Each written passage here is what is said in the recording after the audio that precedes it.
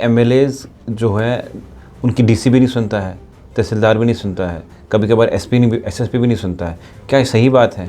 भाजपा के कुछ एमएलएज ने कहा कि जम्मू को अलग रियासत बनाइए, और भाजपा के जो सीनियर नेता है पार्टी ने कहा कि ये हमारे बयान नहीं है, लेकिन फुली नैरेटिव चल रहा है जम्मू में। क्या आपको लगता है कि ये टेस्ट किया जा रहा है कि किस तरह लोग इसकी सपोर्ट करते हैं? ऐसा भी हो सकता है, लेकिन आर्टिकल 370 जो है वो पार्लियामेंट के अमेंड करने के इख्तियार से भी बाहर रखा गया था। क्या आपको लगता है कि आप इसको वापस ला पाएंगे? कश्मीरियों पे जुल्म हो रहे हैं बाहर, कश्मीरी कोई भी शॉल सेलर हो, कोई भी हो, उस पर मारा जाता है, कभी जय श्री राम बोलो, कभी कुछ बोलो, लेकिन एक्शन कुछ नहीं हो रहा है। 2014 से पहले की पॉलिटिक्स और 14 के बाद की पॉलिटिक्स को किस तरह देखते हैं? देखिए, 2014 के बाद विभाजन की राजनीति शुरू हो गई, लड़ाने की राजनीति शुरू हो गई, हर एक के साथ लड़ने की राजनीति शुरू हो गई। जो भी है, जैसा भी अंदर की बात है, मुल्क के लिए वो ठीक नहीं। अब पार्लियामेंट का हिस्सा रह चुके हैं और अब से ये सवाल है कि देश अच्छे से बेहतर कौन चला सकता है, राहुल गांधी या पीएम मोदी?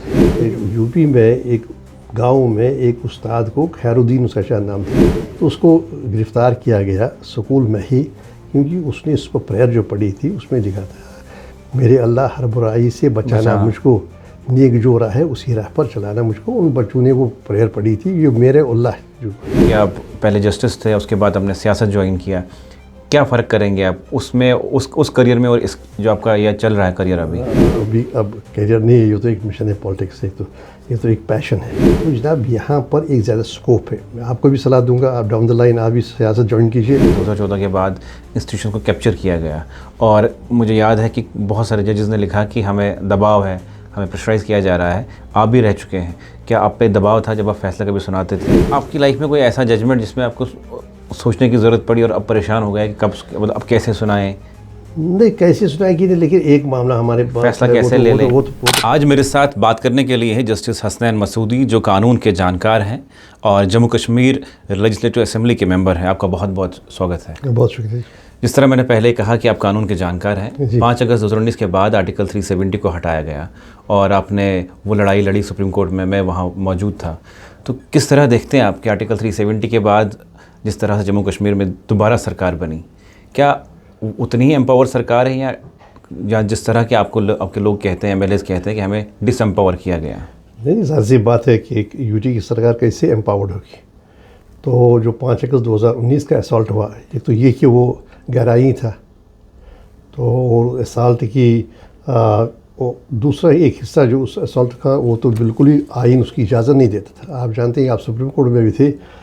एक ये है कि आर्टिकल 370 जो है वो पार्लियामेंट के अमेंड करने के इख्तियार से भी बाहर रखा गया था। वो उन लोगों को समझना चाहिए जो इसकी कहते हैं कि ये टेम्पररी था।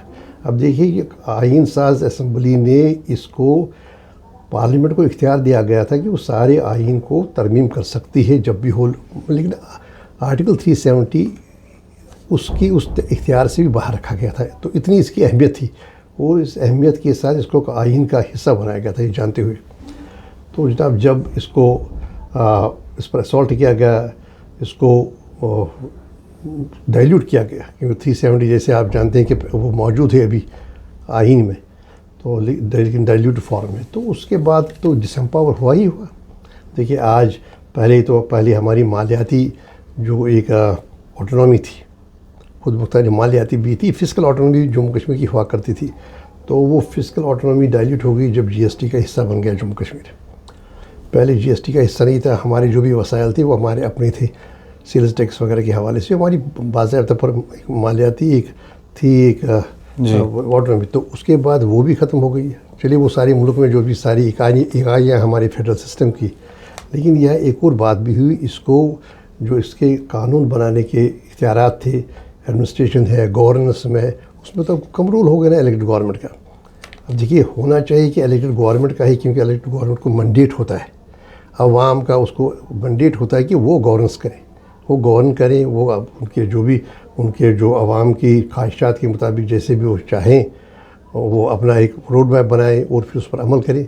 लेकिन क्या है कि यूटी की असम्बली में वो इख्तियारात नहीं है। आप एक लंबी फ़हरिस्त है ऑफिसर्स की, जो आज की तारीख में आप उनका तबादला नहीं कर सकते, जबकि तबादला एक एफिशिएंट एडमिनिस्ट्रेशन के लिए ज़रूरी होता है। जिसका जहाँ पर तकर्रुर होना, जिसको जहाँ पर लगाएं ताकि वो वहाँ पर उसको वो वहाँ पर वो अपना रोल सही तरीके से, ये ज़रूरी नहीं कि किसी की आप समझे नाकाबिलियत या काबिलियत की बात नहीं है ये, बल्कि एक इलेक्टेड गवर्नमेंट ये जानती है कि किस अफसर को कहाँ पर लगाना है, किस कहाँ पर महारत है, कहाँ पर उसका अपना इदराक है मामला समझने का, या कहाँ पर उसका अपना उसमें एक एक्सपर्टाइज है उस सब्जेक्ट में। जैसे आप जानते हैं कि यहाँ पर एक नाम है जो फाइनेंस सेक्रेटरी रहे, बहुत देर तक रहे, साल हजार रखते, क्यों उनका एक अपना एक समझ थी यहाँ के जो मामला थे, लेकिन अब वो है नहीं। अब इलेक्टेड गवर्नमेंट का एक बड़ी फहरिस्त है ऑफिसर्स की, उनका तबादला करने का इख्तियार ही नहीं है। एक मिनिस्टर का कौन सेक्रेटरी होगा, वो मिनिस्टर नहीं फैसला करेगा, और कौन होगा, और वो चाहे वो सेक्रेटरी का तबादला हो वो नहीं कर सकता है। तो इसी तरह कई एक मामले हमारी। क्या आपको लगता है कि जो ट्रांसपोर्ट्स का मामला है, जो आईएएस ऑफिसर लगाने हैं, अगर ये सरकार के हाथ में होता तो सरकार सही से चलती, इसीलिए आपके चीफ मिनिस्टर कहते हैं कि मेरे हाथ में कुछ नहीं है? बिल्कुल। देखिए बात यह है कि सिर्फ एक आप एक पॉलिसी बनाते हैं। देखिए हमारा एक एजेंडा होता है हर एक पॉलिटिकल पार्टी का, अपना एक मैनिफेस्टो होता है जिसे आप कहते हैं, या अपना एक आइडियोलॉजी होती है। वो कैसे हम होना, पहले हम उस आइडियोलॉजी को हमने क्रेडिबिलिटी हासिल की होती है अवाम की तायद से। देखिए जैसे हमारा सोशल जस्टिस पर फोकस होगा, हमारा इस सेक्टर एग्रीकल्चर पर फोकस होगा, हॉर्टिकल्चर पर होगा, तो ये सारा एक हमारा अपना एक आइडियोलॉजी क्या होना चाहिए, कैसे होना चाहिए, लैंड रिफॉर्म पर होना चाहिए। तो लेकिन उस पर आप तभी अमलाएंगे जब आप उस ऑफिसर को लेंगे जो आपकी इसमें मदद करेगा ये पॉलिसी अपनाने में। तो जनाब ये बिल्कुल दुरुस्त बात है कि जब तक ये नहीं होगा, ये इख्तियार नहीं। अब देखिए हमारे की एक्टर्स हैं डिस्ट्रिक्ट्स में, डिप्टी कमिश्नर्स, वो भी आपके हाथ में नहीं है। आज की तारीख में हम नहीं कर सकते। इवन तहसीलदार, क्योंकि तहसीलदार की ममानत इस वजह से की जाती है कि नहीं ये एग्जीक्यूटिव मजिस्ट्रेट भी है और ये पब्लिक लॉ एंड ऑर्डर की जद में आता है, तो उससे हाथ ही में आता है। तो देखिए लेकिन मैं आपको रोकूंगा, माजरत नहीं, जिस तरह कहा जाता है कि एमएलएज जो है उनकी डीसी भी नहीं सुनता है, तहसीलदार भी नहीं सुनता है, कभी कभार एसएसपी भी नहीं सुनता है, क्या ये सही बात है? नहीं, कई एक मामले ऐसे आए हैं जहाँ पर उनकी बात नहीं चली, इसी वजह से कि वो क्या है कि जो उनका अपना है आवाम की खिदमत का जो मामला होता है, उस आवाम की खिदमत को वो इफेक्टिवली, जैसे मैंने कहा ना कि जब एक पॉलिटिकल पार्टी इलेक्शन लड़ती है तो एक लड़ती है एक मैनिफेस्टो के तहत या अपनी एक नज़रिए के तहत, एक आइडियोलॉजी के तहत, और आवाम को मालूम होता है तो उसी को तायद देते हैं जो उन्हें लगे, आवाम को लगे कि नहीं इस मैनिफेस्टो की तायद होनी चाहिए और यही अमलाना चाहिए। तो सुनने की बात तो आती है, अक्सर आती है, ऐसी बातें आती है कि नहीं जहाँ पर या कोऑप्ट नहीं किया था, एसोसिएट नहीं किया जा रहा है। देखिए जैसे डेवलपमेंटल प्रोग्राम्स हैं, ये नहीं हम ये जनरलाइज नहीं करेंगे, लेकिन यही कि ऐसी बातें कहीं कहीं आती हैं। लेकिन अगर एक बाइख्तियार इलेक्टेड गवर्नमेंट होती तो इस तरह उसका उसके जो इख्तियारात है वो महदूद नहीं होते, तो जाहिर सी बात है उसकी ज़्यादा अच्छी गवर्नेंस होती। अब सवाल मेरा बहुत अहम है क्योंकि आप कानून के जानकार हैं, और आर्टिकल 370 आपने कहा कि अनकॉन्स्टिट्यूशनली था। हाँ। लेकिन यह है कि जो सेंट्रल की सरकार ने कहा कि हमें कानूनी इस आर्टिकल 370 को ख़त्म किया और ये कभी भी वापस नहीं आ सकता। आपने कहा कि ये अभी भी किताबों में मौजूद है। क्या आपको लगता है कि आप इसको वापस ला पाएंगे? सवाल ये है कि क्या बीजेपी ने सही से आईनी तौर से इसको एब्रोगेट किया? देखिए पहली बात यह है कि गैर आईनी तरीके से किया गया है। मैंने जैसे कहा ना कि जब हमारे लॉ में जो भी कॉन्स्टिट्यूशन के जो फ्रेमर्स थे, जब उनने 370 को आइन का हिस्सा बनाया, अगर मंशा ये होता है कि ये अबूरी होगा और कभी भी हम ये कर सकते हैं, ख़त्म कर सकते हैं, तो जाहिर सी बात है इसको अमेंडिंग सबसे आसान तरीका था कि जो अमेंडिंग पावर है पार्लियामेंट का उसके हद में एक से रखते और पार्लियामेंट कभी भी चाहती, बल्कि या ये कहते कि नहीं जी इसमें 3/4 या 2/3 होनी चाहिए अक्सर, तो पार्लियामेंट को ही इख्तियार देते और पार्लियामेंट जब चाहती उसको तहलील करती, इसको ख़त्म करती। लेकिन ऐसा किया नहीं गया और एक मंशा के तहत। देखिए जो आइन साज असम्बली हमारी है, ये समझना चाहिए कि अगर उन्होंने कोई फैसला लिया उसका एक मंशा था, पस मंज़र था। देखिए यहाँ पर इसको जैसे कि मैंने पहले गुजारिश की आपसे कि 370 को पार्लियामेंट को भी इख्तियार, इसको not understanding any thing contained in this constitution, आप देखिए पार्लियामेंट को नहीं इख्तियार दिया गया, बल्कि एक तरीक़ेकार रखा गया 370 में ही एक सेल्फ कंटेन कोड कि ये कैसे इसमें कैसे तरमीम की जा सकती है, कैसे मॉडिफिकेशन की जा सकती है, कैसे वहाँ ही दिया गया कि क्या होगा, किस तरीके से होगा। और ये आइन साज असम्बली जो स्टेट की जो आइन साज असम्बली है वो इसकी सिफारिश करे और उनके मशवरे से सदर जमहूरिया उनका मशवरा होगा, इसमें किसी किस्म की तरमीम या बदलाव कर सकती है। वो किया नहीं गया। जो अपना दिया गया था 373 में जो दिया गया था, तरीक़ेकार क्या होगा, जैसे मैं बार बार इस पर इसरार करूँगा कि ये जो हमारे नाजरीन हैं वो भी समझ जाएँ कि इसको अगर जो आम तौर पर कहा जाता है, अभी आज भी असम्बली में भी देखिए, अभी इस सेशन में भी ये बात उठी और कहा गया कि अबूरी था।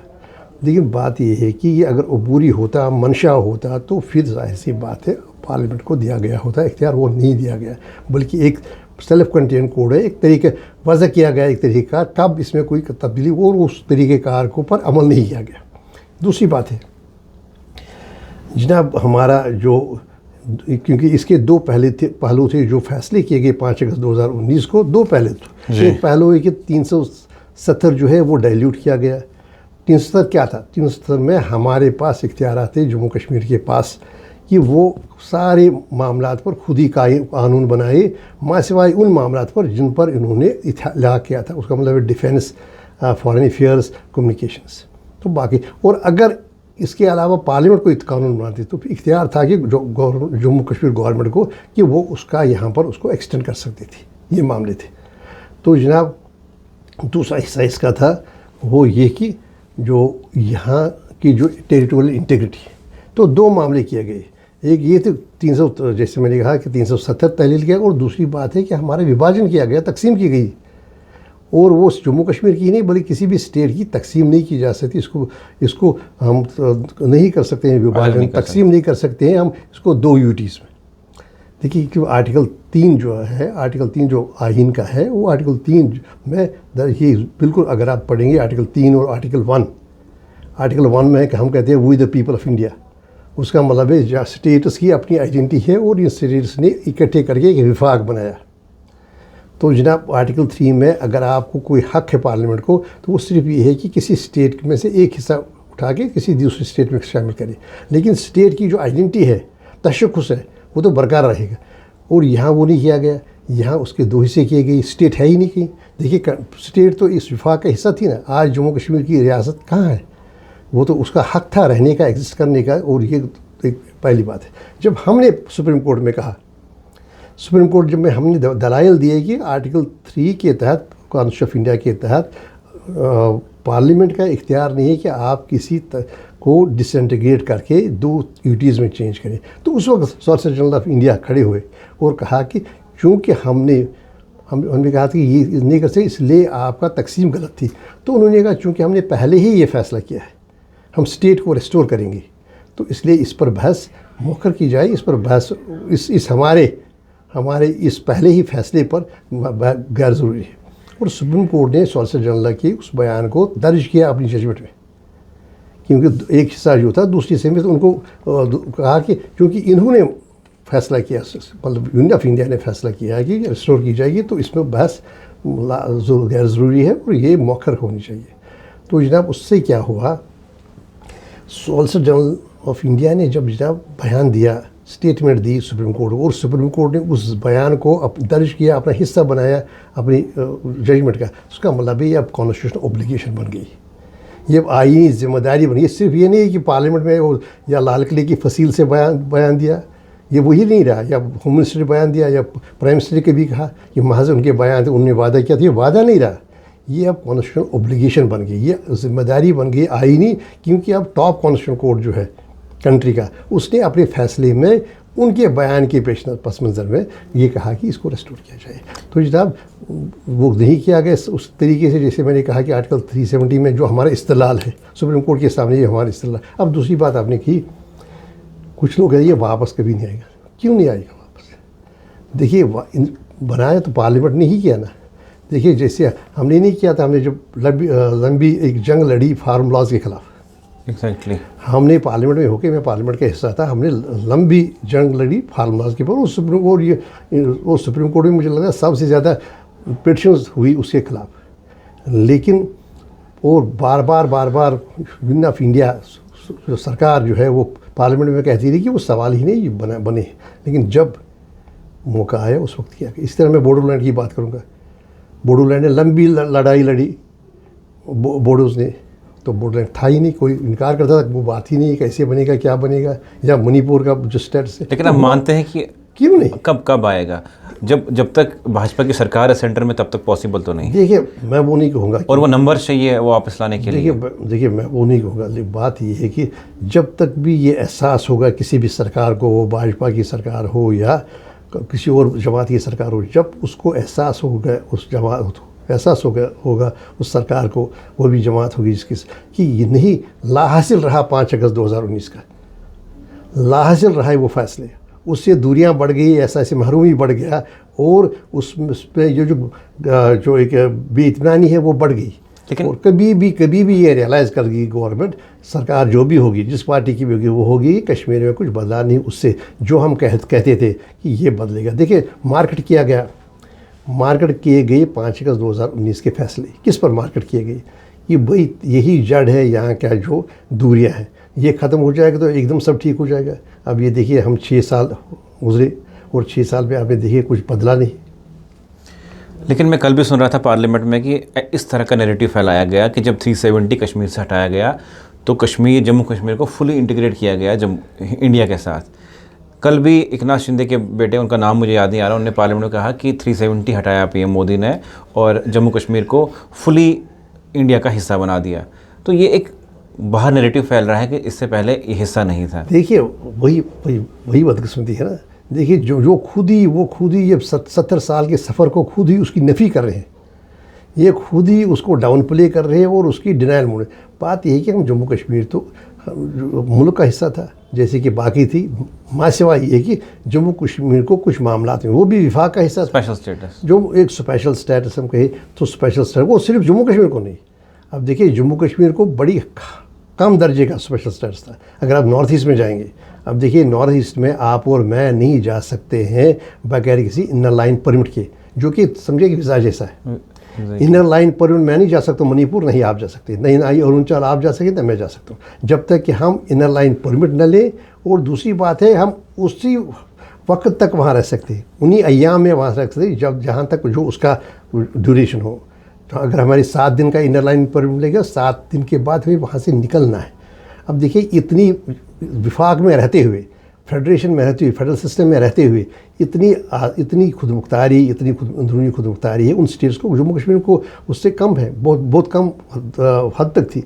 लेकिन उसके बावजूद ही जम्मू कश्मीर मुल्क का ही। अब ये नैरेटिव फैलाया गया, ये बयानिया फैलाया गया, नहीं ये हिस्सा ही नहीं था, क्योंकि ये क्रेडिट वो लेना चाहते जैसे वो अचीव कोई। जम्मू कश्मीर तो हिस्सा था, जम्मू कश्मीर का इल्हाक हुआ था, जम्मू कश्मीर में कानून चल रहे थे। अब देखिए हमारे, अगर आप देखेंगे लेबर कोड हमारा सारा सेंट्रल एक्ट्स थे, हमारे सारे जो भी कवानीन थे, अक्सर और बेशतर कवानीन यहाँ एक्सटेंड किए गए थे जो भी आवाम के मफाद में थे, ऐसा नहीं थे नहीं।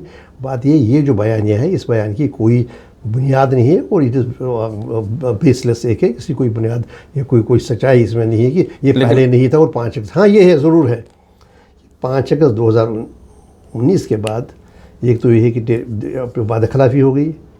देखिए हमारा क्या है, मूल मंत्र क्या है हमारे मुल्क की जो हम हमारा जो नेशनल एम्बलम है उस पर क्या लिखा है?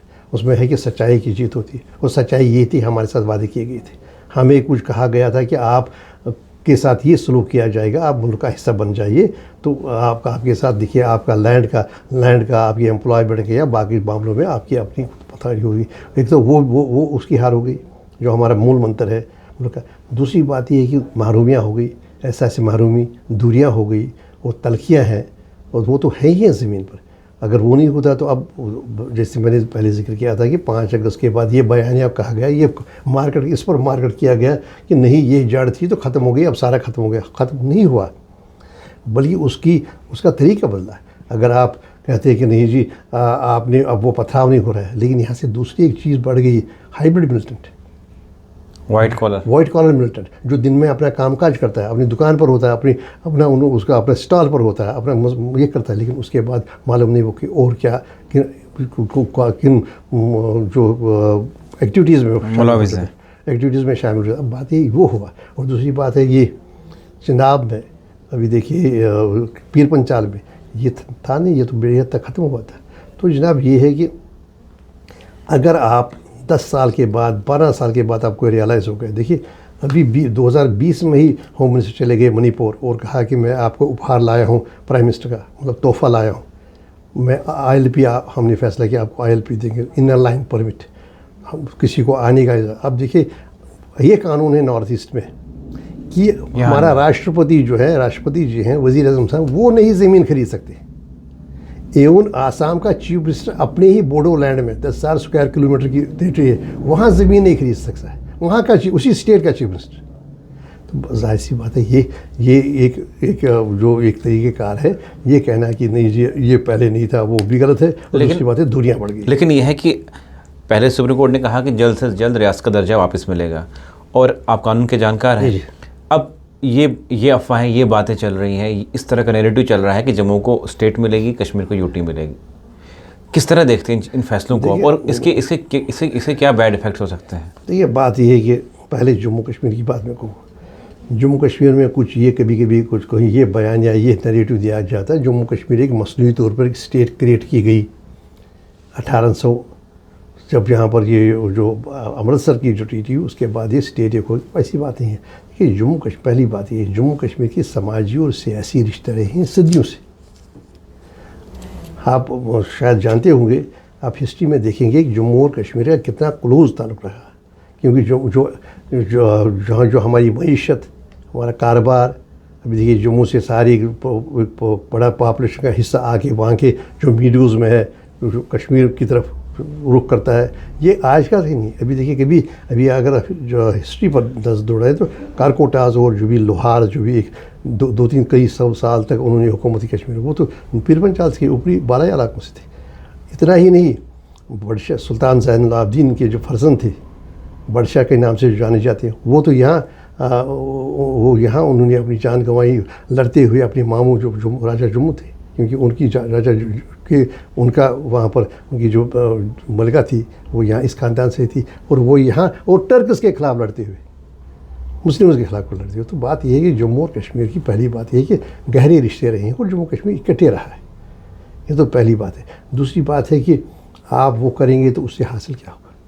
देखिए ये सारे फैसले जो हैं वो मुल्क के हित में नहीं, अब मुल्क के अवाम के हित में नहीं, या इनके बारे में कहना भी। जम्मू कश्मीर एक, बल्कि मैं कहूँगा लद्दाख के समेत। अब देखिए लद्दाख में क्या मिला, आज भी ऐसा महरूम की है, आज भी दूरियाँ हैं, क्या मिला लद्दाख से को अलग करने का। लद्दाख जम्मू और ये तो एक इम्तिजाज था, ये तो मिनी इंडिया था। हम इकट्ठे हर मज़हब के, हर कल्चर के, मल्टी कल्चर, ये तो एक जैसे कि कहा गया था ताज है मुल्क का, ये तो ताज एक था। तो बात है कि इससे कुछ होना नहीं है, और अगर ऐसी बातें की जा रही वो बातें भी लाहासिल होंगी। उससे क्या होगा, आप तो उसका मतलब है आप सारे एक हिस्से को अलग कर रहे हैं।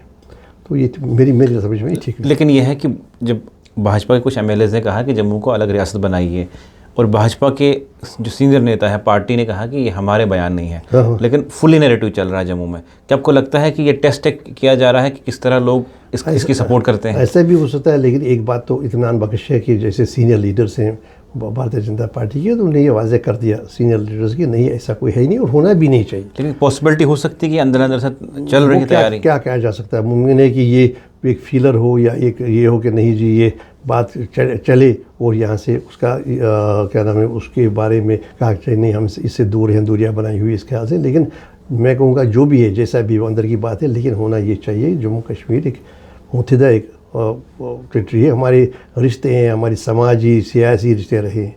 तो दूसरा ये कभी कभी आपको ये भी नज़र में आया होगा, क्या कहा जाता है कि नहीं यहाँ पर डिस्क्रिमिनेशन की बात की जाती है, जब इसका जवाब दिया जाता है जी, तो उसमें भी मैं उससे इत्तेफाक नहीं करूँगा। देखिए एक पहली बात है कि एक तो मैंने कहा कि हमारे रिश्ते रहे हैं, इकट्ठे रहे हैं, तो अभी जो बड़ी सदियों तक जो कश्मीर पर जो है जो हुक्मरान कश्मीर के, उनका कहीं ना कहीं कोई ना कोई रिश्ता था जम्मू के साथ। तो दूसरी बात ये है कि जो जंग आज़ादी, जो शख्सी राज के ख़िलाफ़ हमने जंग लड़ी, तो उस शख्सी राज के ख़िलाफ़ जंग कश्मीर में अलग नहीं रखी, अलग से नहीं रही। देखिए बड़े सीनियर जो माने जाने हिस्ट्री में, कृष्णदेव सेठी, सरदार बुद्ध सिंह, आप देखिए मोतीराम बेगड़ा, ऐसे आपको बहुत बड़े नाम मिलेंगे जो बिल्कुल कश्मीरियों के साथ कंधे से कंधा मिलाकर जिन्होंने शख्सी राज के खिलाफ जंग लड़ी। और ये भी हमारा इतिहास है, ये भी हमारे इकट्ठे हैं। ये नहीं कि उन्होंने जम्मू वालों ने कहा कि नहीं हम नहीं लड़ेंगे जंग, क्योंकि शख्सी राज में देखिए शख्सी राज में जो हमारी जिद्दत थी वो किसी घर के ख़िलाफ़ नहीं थी, ख़ानदान के ख़िलाफ़ नहीं थी, वो एक निज़ाम के ख़िलाफ़ थी। तो उन्होंने कहा कि नहीं, ऐसे मैंने कहा जैसे जैसे कितने बड़े बड़े रहे हैं गिद्दालाल डोगरा, तो कह रहे बाकी जो भी रहे बड़े बड़े लीडर, उन्होंने इकट्ठे कंधे से कंधा मिलाकर जम्मू के जो कश्मीर के जो थे लीडर, तो उन्होंने इकट्ठे एक जंग। ये भी हमारा एक है जो इकट्ठे हमें करता है, जो हमें इकट्ठे यूनाइटेड रखता है। लेकिन यह सवाल ये है कि जिस तरह मुझे याद है कि पिछली बार जब असेंबली लगी श्रीनगर में, तब भी ये बात उठाई गई कश्मीरियों पे जुल्म हो रहे हैं, बाहर कश्मीरी कोई भी शॉल सेलर हो, कोई भी हो, उस पर मारा जाता है, कभी जय श्री राम बोलो, कभी कुछ बोलो। तो इस बार जब बजट लगा, इस बार फिर से वही डिस्कशन हुई कि कश्मीरियों पे जुल्म हो रहा है, लेकिन एक्शन कुछ नहीं हो रहा है। किस तरह देखते हैं इस चीज़ को? देखिए बात ये, पहली बात ये कि क्या हो रहा है वो तो है ही, वाक़ात आ रहे हैं। देखिए ये नोटिस में आ रहे हैं, ये पब्लिक डोमेन में है, कहाँ पर क्या हुआ क्या नहीं हुआ इतलात है, टीवी है, बाकी जो भी हमारे जो ज़रिए हैं तो उस पर आ रहा है कि है। और कहीं कहीं तहकीकात भी हुई, कहीं कहीं गिरफ्तारियाँ भी हुई। लेकिन ये है कि जिस हद तक, जिस तरीके से, जिस इंटेंसिटी के साथ इसको कर्ब किया जाना चाहिए वो नहीं हो रहा है। उससे क्या है, उससे फिर वो क्या नाम तलखियाँ रह जाती हैं, और फिर ये 2004 पर हमला करने की बात नहीं है। उससे क्या है, जो मैसेज जो चला जाता है। देखिए जैसे मैंने कहा कि हम मुल्क का हिस्सा है, मुल्क के साथ है, हम एक टूरिज़्म का हमारा बैकबोन है, और यहाँ पर हमारे लाखों मेहमान आते हैं, 1,70,00,000 के करीब इस साल आ गए। तो ये हम इकट्ठे सब हैं, और सब मुल्क में सबको इकट्ठे रहना है। एक प्लूरलिस्टिक हमारा एक फ़िलासफ़ी रही है पहले से, तो इससे तलखियाँ हो जाती है और ये होना नहीं चाहिए। लेकिन जब होता है तो फिर ही बात उठती ना। किस तरह देखते हैं जो आज की पॉलिटिक्स है नेशनल लेवल पे, बड़े सारे मामले रिपोर्ट्स होते हैं, और वो पॉलिटिक्स और आज की पॉलिटिक्स, 2014 से पहले की पॉलिटिक्स और 14 के बाद की पॉलिटिक्स को किस तरह देखते हैं? देखिए बात ये है कि मुल्क जब मुतहिद रहेगा, देखिए आज 2014 के बाद विभाजन की राजनीति शुरू हो गई, लड़ाने की राजनीति शुरू हो गई, हर एक के साथ लड़ने की राजनीति शुरू हो गई। मुमकिन है उससे कोई फ़ायदा हो किसी पॉलिटिकल पार्टी को, लेकिन मुल्क के लिए वो ठीक नहीं है। देखिए ये 150 करोड़ लोगों का ये मुल्क है, तो इस मुल्क में हर बोली जाती है, हर मुख्तलिफ़ ज़बानें हैं, मुख्तलिफ़ रंग है, लेकिन वही हमारे मुल्क की वही शान है। मुख्तलिफ़ मज़हब है, और हर एक मज़हब में अपने अपने जो शेड्स होते हैं वो अलग अलग हैं, मसलक अलग हैं, बाकी जो बाकी है अलग अलग ग्रुप्स अलग अलग हैं। लेकिन बात है हम सबको इकट्ठे रहना है। विभाजन की राजनीति बढ़ रही है, पनप रही है, अहंकार की राजनीति पनप रही है। वो अहंकार नहीं होना चाहिए। सबको साथ लेने का मतलब है सबको एकोमोडेट किया, और डिसेंट और डिसएग्रीमेंट एकोमोडेट होना चाहिए। डिसेंट और डिसएग्रीमेंट एकोमोडेट नहीं हो रहा है। मैं भी 5 साल रहा पार्लियामेंट का हिस्सा, और पार्लियामेंट तो एक राष्ट्रीय पंचायत है। पार्लियामेंट एक राष्ट्रीय पंचायत है, और राष्ट्रीय पंचायत की तरह पार्लियामेंट के सामने हर एक चीज़ होनी चाहिए। अब देखिए 1962 की जंग हो गई, अभी वो जंग सर्द भी नहीं हुआ था जंग का मैदान, कि वाजपेयी जी के कहने पर कहा कि पंडित नेहरू से कहा कि नहीं एक बहस होनी चाहिए, और जंग में अभी वो शोले अभी थे ही थे, तो पार्लियामेंट में बहस शुरू हो गई। बात यह है पार्लियामेंट एक राष्ट्रीय पंचायत है, पार्लियामेंट में हर बात पर चर्चा होनी चाहिए और बगैर किसी तासुब के। और अब देखिए और एक पॉलिटिकल एक दूसरे को अकोमोडेट करना, डिसेंट और डिसएग्रीमेंट करना, पर्सनल नहीं बनाना पॉलिटिक्स। आप जानते हैं कि जब 1971 की जंग हो गई तो जो डेलीगेशन मैडम गांधी ने भेजा यूएनओ में, उसकी सरबराही वाजपेयी जी का, और उसके बाद भी आप देखिए कई एक बार राजीव गांधी जी ने जब उनकी तबीयत ख़राब थी कहा जा रहा है, तो उन्होंने कहा नहीं यही जाएंगे न्यूयॉर्क, ताकि वहीं से एक वसीला बन जाएगा उनका। इस लेवल के हेल्दी था, वो हेल्दी नहीं हो रहा है, विभाजन हो रहा है, तकसीम पर तकसीम, हर एक को हर एक से लड़ाया जा रहा है। तो ये जो है ये तकसीम की राजनीति होनी चाहिए, और वो तकसीम की राजनीति ये है कि हमारे लिए बड़ा एक परेशानी का बात है, क्योंकि हम सब एक मुल्क का हिस्सा है, हमें इस मुल्क से मोहब्बत है। तो मैं पार्लियामेंट में था तो जनाब एक खबर आई कि एक यूपी में एक गांव में एक उस्ताद को, खैरुद्दीन उसका शायद नाम था, क्योंकि मैंने पार्लियामेंट में इस पर बात की, तो उसको गिरफ़्तार किया गया स्कूल में ही, क्योंकि उसने इस पर प्रेयर जो पढ़ी थी उसमें लिखा था मेरे अल्लाह हर बुराई से बचाना मुझको, नेक जो राह है उसी राह पर चलाना मुझको। उन बच्चों ने वो प्रेयर पढ़ी थी, ये मेरे अल्लाह जो बात थी, हर तो मैंने कहा पार्लियामेंट में किस दिशा में मुल्क जा रहा है। तो अब सही बात बात ये है। देखिए, ये होना नहीं चाहिए, बल्कि हम सब एक हैं, सबका मुल्क है, एक दूसरे को एकोमोडेट करना है। जैसे मैंने कहा कि डिसएग्रीमेंट अलग अलग होते हैं, शेड्स ऑफ ओपिनियन है। लेकिन अब ये बताइए कि अब आपके पर्सनल सवाल है कुछ, क्योंकि आप पहले जस्टिस थे, उसके बाद आपने सियासत ज्वाइन किया, क्या फ़र्क करेंगे आप उसमें, उस करियर में और इस जो आपका यह चल रहा है करियर अभी? देखिए, इसको तो मैं एक मानूंगा, एक तो मिशन ही है ये, तो अभी अब करियर नहीं है, ये तो एक मिशन है पॉलिटिक्स, ये तो एक पैशन है। देखिए, बात ये है कि उससे पहले जो था तो मैं इंतज़ार में रहता था। मैंने कई बार कहा कि इंतज़ार में रहता था कोई अपनी शिकायत लेकर, अपनी ग्रीवेंस लेकर मेरे पास आ जाए, ताकि मैं देखूँ कि कानून की रोशनी में उसका कैसे उसको रिड्यूसल किया जाता है। लेकिन खैर, उसके और मेरे दरमियान एक लंबा रास्ता था। जो शिकायत करने वाला था या जो एग्रीव्ड था, जिसको पीड़ा थी, उसको बीच में एक लंबा एक रास्ता था। उसके पास एक अच्छा वकील होना चाहिए, उसको एक पिटीशन करनी है, उसके पास लिटिगेशन कॉस्ट्स होने चाहिए, then only it would come to me, फिर मेरे पास पहुंच जाता वो भी मामला। लेकिन ये पॉलिटिक्स में वो नहीं है।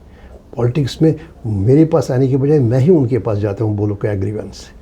वो रिड्यूसल मैकेनिज्म ही एफिशिएंट है। बोलो क्या किया जा सकता है, क्या आपके लिए क्या करे, कैसे पीड़ा आपकी दूर करे।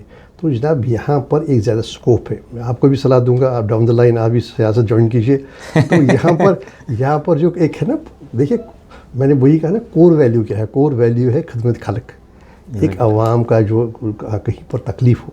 अब देखिए, अगर मैं एक बस्ती के लिए पीने के पानी का इंतज़ाम करूं, एक बस्ती के लिए एक हेल्थ केयर यूनिट करूं, एक हॉस्पिटल के लिए एक लेटेस्ट डायग्नोस्टिक मशीनरी लाऊं, तो उसका करूं, मुझे लगता है my job is done, my day is done. मेरा ये बताइए, तशफ़ी की लेवल जो इसके में तसल्ली और तशफ़ी लेवल, सेंस ऑफ सेटिस्फेक्शन, वो बड़ी अच्छी है इसमें। जो मैं कहता हूँ, जो एक वोटर की मतलब एक वोटर की बेसिक नीड्स यही है। अब सवाल ये है कि लोग कहते हैं कि जो अदालतें हैं उनसे इंसाफ बहुत देर से मिलती है। जी। कभी कहते हैं कि इंसाफ मिलता नहीं है, लेकिन आप अदालतों में रह चुके हैं, किस तरह इंसाफ मिलता है? सही बात है। देखिए, इंसाफ में ताख़ीर जो है वो तो इंसाफ सी नफ़ी जैसी है। ताख़ीर से मिला तो फिर उसका क्या करना है। देखिए, ये अदालतें हमारी जो है उसमें बैकलॉग्स बड़े हैं, पेंडेंसीज़ बड़ी ह्यूज हैं। और लेकिन हमने अब जो कॉन्सेप्ट है, हमने जो लोगों में जो समझी, वो जो मामले हैं, तो अगर इंसाफ देने में देर हो जाती है तो तल्खियाँ एक बिटरनेस हो जाती है। देखिए, हमने देखा कि क्या नाम है, अभी हम तज्जिया किया कि यूपी और केरला में कहाँ पर लिटिगेशन ज़्यादा है। हमने देखा कि नहीं, केरला में ही ज़्यादा है। तो कहा गया कि अभी केरला में होनी नहीं चाहिए, 90% के खिलाफ या 100% की एजुकेशन है, वहाँ पर लिटिगेशन होनी नहीं चाहिए, यूपी या किसी और उड़ीसा में होनी चाहिए। लेकिन क्या है कि जो किसी और रियासत का, ये यूपी जो केरला वाला है, पढ़ा लिखा है, तो ये he can not pocket the insult, he can not pocket the excess that are being done. तो उसके पास क्षमता भी है और उसके पास समझ भी है, तो ज़्यादा हो जाता है, goes to get his reduced court में। लेकिन यहाँ का जो है उसके पास वो वसाइल नहीं है, तो वो कम जाता है। लेकिन बात यह है कि इट रिमेन्स एम्बेडेड। देखिए, वो जो उनकी तलखी है कि नाइंसाफ़ी की जो तलखी है कि इस आदमी ने मुझसे ज़्यादती की, मुझसे ये छीन लिया, लेकिन मैं उसे वापस नहीं ले सकता, क्योंकि मैं जहाँ की तरफ रुख करता अदालत की तरफ, वहाँ से कोई उम्मीद नहीं है।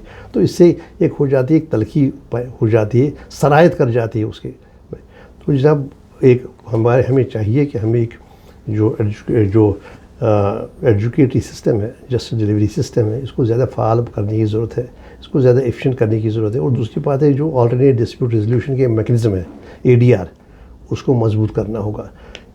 क्योंकि ज़्यादातर फैमिली मैटर्स में, अब क्या हुआ कि मैं कश्मीर में भी देखता हूँ, यहाँ भी कश्मीर का ज़्यादा मुझे जो, क्योंकि कोई लोग पोखरी में से, वहाँ पर ये फैमिली मैटर्स बहुत ज़्यादा हो गई है, मैट्रिमोनियल मैटर्स ज़्यादा हो गई है, शिकायतें ज़्यादा है इस मामले में। अगर इसमें ताख़ीर हो जाए तो ये ह्यूमन लाइफ की बात होती है, या ह्यूमन लाइफ से हमारा होता है वास्ता। और अगर 10 साल का हो गया वक्फा, तब तक उसकी जवानी, उसका जो भी होता है, तो इसमें इसलिए एक बड़ा होना चाहिए, एक एग्रेसिव होना चाहिए कि ADR at least in matrimonial matters. अब ये सवाल है कि जिस तरह कहा जाता है कि 2014 के बाद इंस्टीट्यूशन को कैप्चर किया गया, और मुझे याद है कि बहुत सारे जजेस ने लिखा कि हमें दबाव है, हमें प्रेशराइज़ किया जा रहा है। आप भी रह चुके हैं, क्या आप पे दबाव था जब आप फैसला कभी सुनाते थे, आपको लगा कि इंस्टीट्यूशन कैप्चर है? नहीं नहीं, देखिए मेरे देखिए हमारे जब जितनी देर में रहा मतलब हम तो बिल्कुल आज़ादी से बगैर किसी कहीं किसी जगह से भी बिलवास्ता और बिला वास्ता कोई दबाव की बात थी ही नहीं। किसी जजमेंट में कोई दबाव कोई नहीं, बिल्कुल नहीं, मैं बिल्कुल उसको के साथ आपको बता कभी भी नहीं। और बल्कि इसी वजह से उन दिनों जब हम ये करते थे, जब हमारे पास मैटर्स आते थे जो सिक्योरिटी पॉइंट ऑफ व्यू से भी सेंसिटिव होते थे, लेकिन बड़े किसी कोई बाहरी एक्सटर्नल जो भी होती प्रेशर्स वगैरह बिल्कुल नहीं। कोई आपकी लाइफ में कोई ऐसा जजमेंट जिसमें आपको सोचने की ज़रूरत पड़ी और अब परेशान हो गया कि कब मतलब अब कैसे सुनाएं? नहीं, कैसे सुनाए कि नहीं, लेकिन एक मामला हमारे पास फैसला कैसे ले लें? वो तो पहले था, वो तो पहला मैंने किया था, वो तो मैट्रिमोनियल मैटर्स का था। क्योंकि ये जो है एक मुसलमान का जो है तलाक देने का इख्तियार है। तो एक तो हो गया तलाक, जो उससे तलाक में नहीं, मैं कहता हूँ इवन एहसन भी तलाक, जो नॉर्मल तलाक देने का, लेकिन मेरा अपना व्यू पॉइंट था और ये एक बड़ा डिफिकल्ट फैसला था। मैंने कहा कि ये है गैर मशरूत नहीं है, इसलिए मैंने ये नहीं, वो उससे तलाक तो अलग बात है, वो तो बड़ी चीज़ है। मैंने कहा इवन नॉर्मल तलाक देने का इख्तियार भी मुसलमान मर्द को गैर मशरूत नहीं है। तो वो उसका बड़ा ही फिर बाद उसके आफ्टर इफेक्ट्स हो गए, फिर बड़ा उस पर हो गया, क्योंकि मेरा ये मानना था और वही मैंने जजमेंट में लिखा कि देखिए ये इस्लाम का ये हुक्म है कि पहले एक इफ़ेक्टिव रिकन्सिलिएशन का एक्सरसाइज हो जाए। हम कहते हैं दो हुक्म हम कहते हैं आर्बिटर्स, वो मुकर्रर किए जाए, तब भी उसके बाद अगर वो फेल होगा तब भी ये कह सकता है। जैसे आम तस्वुर था, नहीं ये कभी भी जब चाहे वो तलाक दुबई में बैठा है तो यहाँ उसकी वाइफ यहाँ पर बीवी, और यहाँ पर वो फ़ोन पर कहता है तलाक वो कहते हैं ये। मैंने कहा ये हो नहीं सकता, ये नहीं है, और कुरान ने और हदीस की रोशनी में आपको कोई ऐसा इख्तियार दिया नहीं। वो तो एक बड़ा ही मामला था जिसमें बड़े और बाकी तो आते रहे मामले आते रहे। अभी देखिए इसके जो ये है अभी जो हर हवाले से सिक्योरिटी के हवाले से, वैसे जो आजकल मामला थे इसके हवाले से। ये बताइए कि आप जब वहाँ से आप फारिग हो गए तो आपके पास ऑप्शंस थे कश्मीर में, पीडीपी आपके पास ऑप्शन थी, कांग्रेस आपके पास ऑप्शन थी, नेशनल कॉन्फ्रेंस आपने ज्वाइन क्यों की? हाँ देखिए, दूसरी पहली ये बात है कि नेशनल कॉन्फ्रेंस का पहले से ये रहा है हमारे से। पहली बात है कि नेशनल कॉन्फ्रेंस ने जो शख्सी राज के खिलाफ जो जंग थी उसकी तो रहनुमाई तो नेशनल कॉन्फ्रेंस ने की। नेशनल कॉन्फ्रेंस ने एक डॉक्यूमेंट दिया था नया कश्मीर, हाँ, वो नया कश्मीर का जो बना था सोपोर कन्वेंशन में हुआ था। नया कश्मीर में एक मैप आउट किया गया था, ये कहा कि हम कैसा कश्मीर जम्मू कश्मीर चाहते हैं। तो उस पर तकरीबन हर एक शोबे का ख्याल रखा जाता है और उसके बाद उसके एक हिस्से को अमलाया गया। उस एक हिस्से को अमलाया गया जब एक मैसिव लैंड रिफॉर्म हो गई। देखिए वो ऐसा सोशल जस्टिस का कोई प्रोग्राम बरसगीर में कहीं चला ही नहीं, इवन आज तक नहीं, मुझे नहीं लगता उसकी नज़ीर कहीं मिलती है। एक मैसिव लैंड रिफॉर्म, और वो रहनुमाई में शेर कश्मीर की रहनुमाई में, नेशनल कॉन्फ्रेंस की रहनुमाई, एक मैसिव लैंड रिफॉर्म, वो क्योंकि नेशनल कॉन्फ्रेंस पहले था और हमारे जो कायद थे उनका पहले था सोशल जस्टिस पर बल। उसके बाद सूद ख़त्म करना, सूदखारी जो थी वो ख़त्म करना।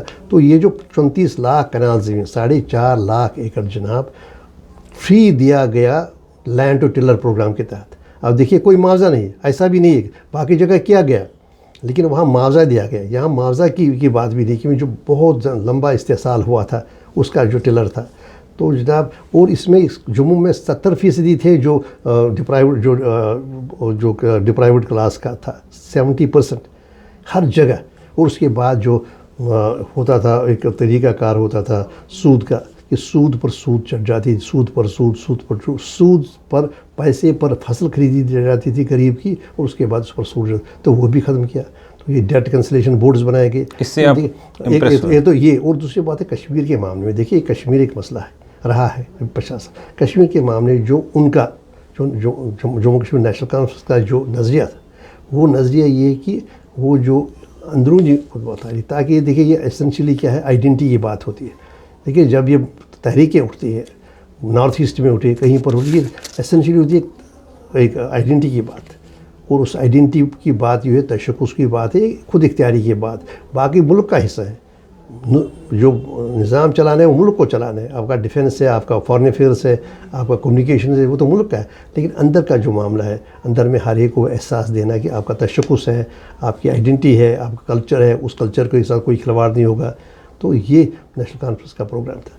और नेशनल कॉन्फ्रेंस इतना मैसिव जैसे मैंने कहा सोशल जस्टिस प्रोग्राम चलाया।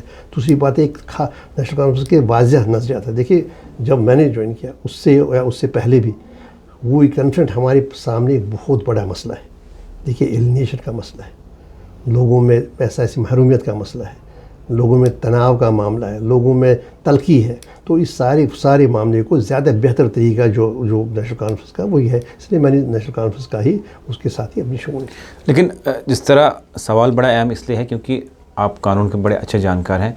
बड़े लोगों ने डिमांड किया, सोशल मीडिया पे ये हैशटैग चले कि जो भी हमारा नेता हो वो पढ़ा लिखा होना चाहिए, एजुकेटेड, एटलीस्ट बेसिक क्वालिफिकेशन होनी चाहिए एक नेता की, क्योंकि वो पॉलिसीज़ बनाता है, वो पॉलिसी मेकर है। क्या ये सही बात है, होनी चाहिए?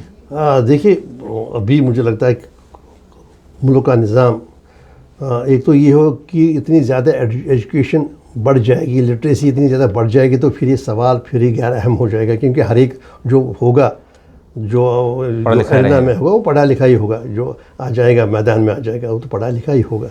तो लेकिन आने वाले दिनों में मुझे कि ये सवाल गैर अहम होगा। लेकिन आज के दिन में हाँ सही बात है कि वो बेटर इक्विप्ड होता है, उसको जो बेटर अंडरस्टैंडिंग होती है, वो तो ज़ाहिर बात है कि आवाम की ज़्यादा बेहतर तरीके से खिदमत करता है। लेकिन आज भी अब मुझे लगता है कि अब वो जो बेसिक है वो तकरीबन हर जगह लेजिस्लेटर्स में है, पार्लियामेंट में हो, बाकी हो, तो ऐसा चल ही रहा है।